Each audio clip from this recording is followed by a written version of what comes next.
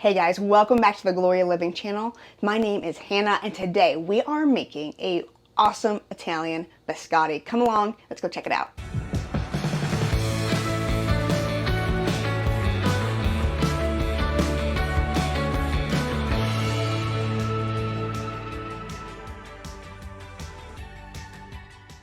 This biscotti recipe is a recipe my mom has been making my entire life. My mom actually tried some of these biscottis years and years ago.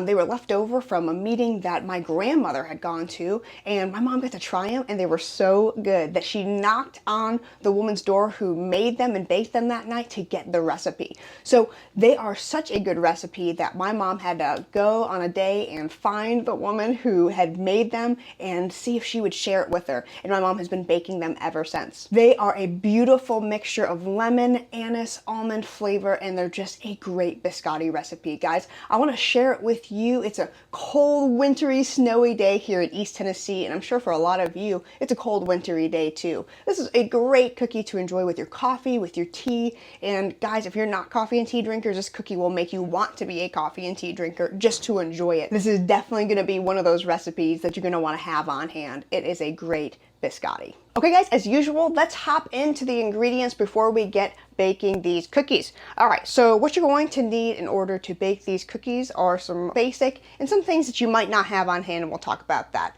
Okay, so we're going to start off, we're going to need 2 eggs, 3/4 cup of sugar, 1/2 a cup of some type of vegetable oil. You're going to want 1 teaspoon of vanilla, 1/4 a teaspoon of lemon extract, 1/4 a teaspoon of salt, 2 teaspoons of crushed anise seed, 1 1/4 teaspoon of baking soda, 1 cup of crushed walnuts or almonds, 2 cups of flour, 1 tablespoon of lemon zest. Now, putting all this together is pretty simple. The key to making a good biscotti, though, is really in how you are forming the dough and baking the dough. Biscotti is actually baked 2 times, and that is, I'm going to show you how we do that, but that is because we're going to mix all these ingredients together. We're going to roll them up into a log, and we're going to bake them. After they've baked for a little bit of time, we'll take them back out of the oven, slice them into nice slices of our cookies, lay them back on the sheet, and bake them for a second time.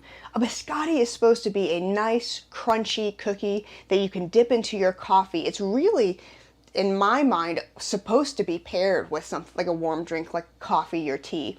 And so it's good to have a nice hard cookie. I don't want to break my teeth on my biscotti, but still you want it to be hard, and that's what you get from baking it twice.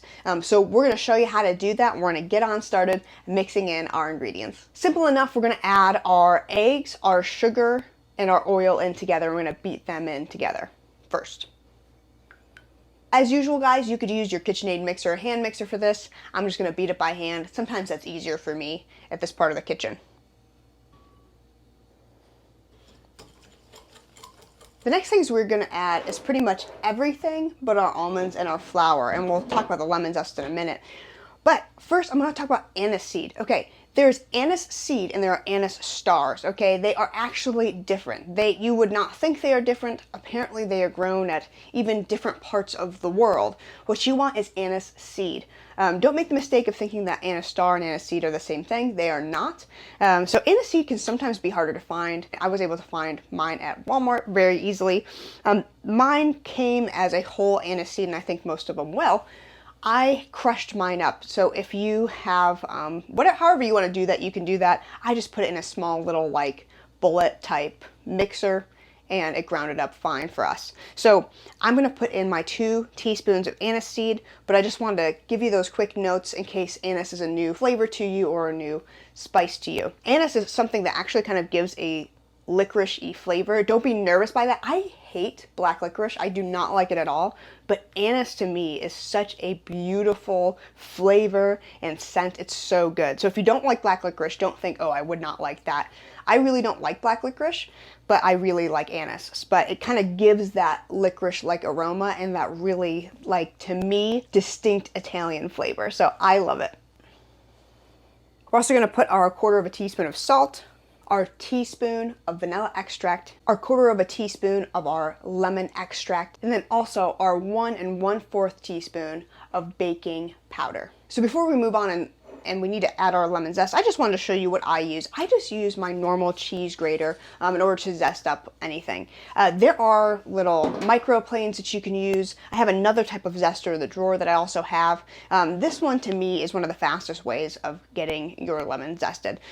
When you are zesting a lemon, I'm going to show you up close here, you do not want to go too far down. If you're not someone who's baking a lot or cooking a lot and using lemon zest, understandable, but you do not want to go too far down. The further you go down into the white rind, that's when it starts to get really bitter, and you don't want to add that into your baking ingredients. So let me show you how to do that and avoid getting something a little too bitter.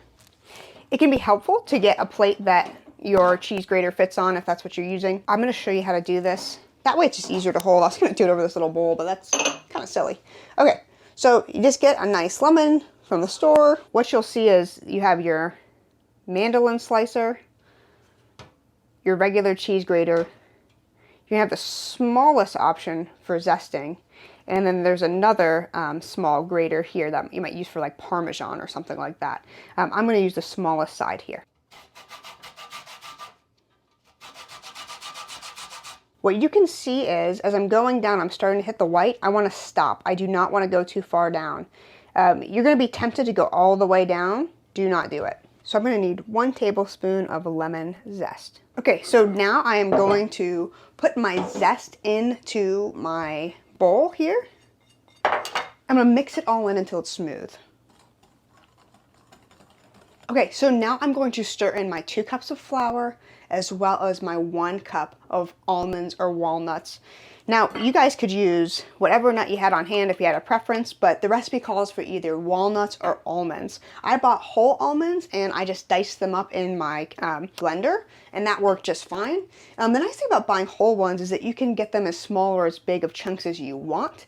I chose a decently small chopped up almond. I didn't want to be slicing through the almonds when I was slicing through my biscotti. That's just my preference. If you really didn't want to crunch too much into a nut, you could make them much more fine, but this is what I think is a good happy medium. This is the part where moving over to a spatula really helps. Okay, so we're going to stir in our flour and our almonds. Be warned that this dough is a very sticky dough, and we'll talk about that more in a minute as we go to roll it out. Okay, hopefully you can see this dough starting to come together here. It is very, very sticky of a dough, and so when we go to roll it out, we're going to really flour up our surface, which is going to help us get this dough rolled into logs. Okay, so I've got just a silicone mat here that I'm going to use to roll out my biscotti. I'm going to heavily flour it because the flour is not going to hurt the biscotti. Having that little extra flour is not going to hurt it. So I'm going to make sure this is very floured so it is as easy as possible to do this. We are going to end up getting 2 logs out of this, and they're each going to be about 12 inches long. Okay, I'm going to move this around with the flour a little bit, make sure I get flour on my hands, and that is just going to make this much less of a pain in my butt to work with. So I'm just going to divide it roughly down the center. Set one of these over off the side. Take your chunk of dough, roll it out. I have a measurement on mine that I can see to get it down to 12 inches on my silicone mat. I'm going to flatten it out so it's about 2 inches wide.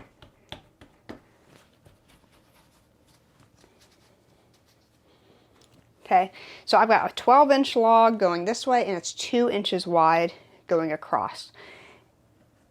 And you can have it a little bit rounded. It doesn't have to be perfect. You don't want it square. A biscotti typically is somewhat of a semicircle. I mean, like a really flat semi-oval.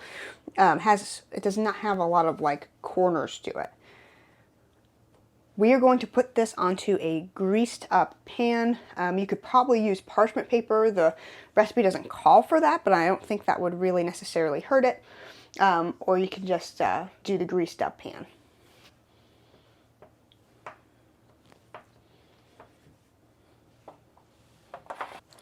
Okay, I'm going to do my second log. What I might do is just this time roll it to get my 12 inches long. I'm going to put it on here before I flatten it out.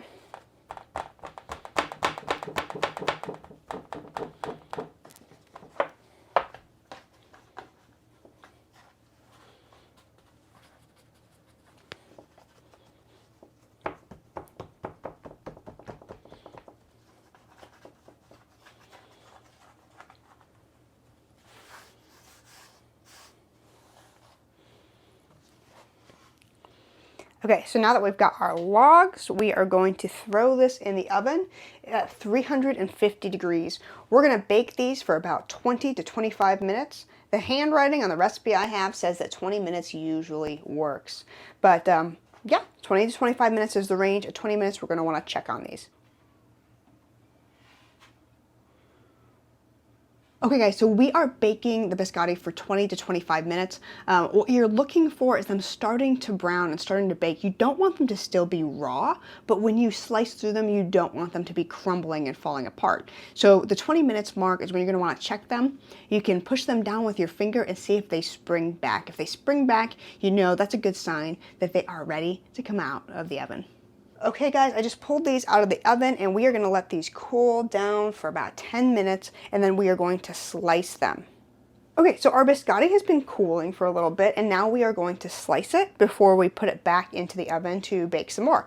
Okay, so this was in for just a little over 20 minutes and we're gonna cut this into 1/2 inch to about 3/4 inch thick of a cookie. So we're gonna cut our ends off, which are like my favorite part. And we are going to slice about 1/2 to 3/4 inch through. Okay. See how that sliced through? I'm actually kind of going the opposite of my dominant hand here. Once I start getting my slice through, I've been pushing it through, and that kind of helps them not crumble too much. There's a little end. You can just eat that. That's what I'm going to do. All right, I'm going to put these back on our baking sheet.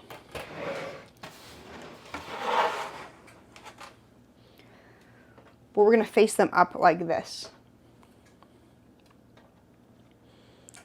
They're going to be on their sides, and this is going to help them crisp up. I'm going to slice up the second log, and I'll put this back in the oven, and those slices back in the oven as well.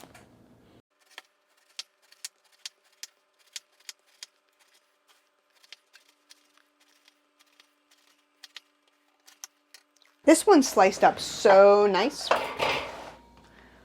So I'm gonna get this one ready to go. And we just turn them on their side. So I'm baking mine on an air bake sheet. I love my air bake sheets. I will say the only thing about them is they really help cookies not burn.